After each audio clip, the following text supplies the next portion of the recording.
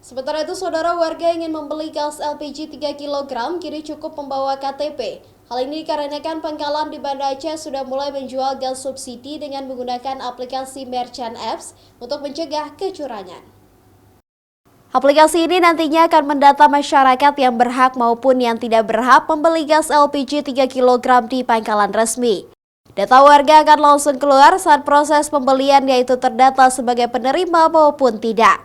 Para petugas pangkalan mengaku penggunaan aplikasi Merchant Apps ini lebih memudahkan mereka mendata dan menjual gas LPG 3 kg kepada warga. Namun terkadang kendala jaringan internet masih menjadi salah satu kendala di lapangan. Saat ini penerapan pembelian gas LPG tersebut sudah berjalan hingga 50% di Aceh. Harapannya tidak ada lagi kecurangan baik pihak pangkalan maupun oknum lainnya untuk memperjualbelikan gas LPG kepada yang tidak berhak dan di luar harga yang telah ditetapkan. Sebenarnya adalah upaya kita untuk mendigitalisasi transaksi atau penyaluran LPG, sehingga untuk seluruh pengguna LPG 3 kilo ini bisa kita catat secara digital.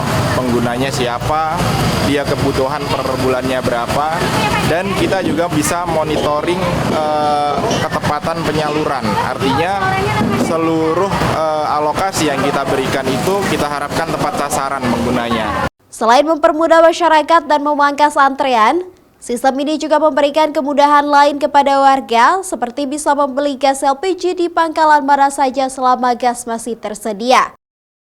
Syahril, Kompas TV, Banda Aceh.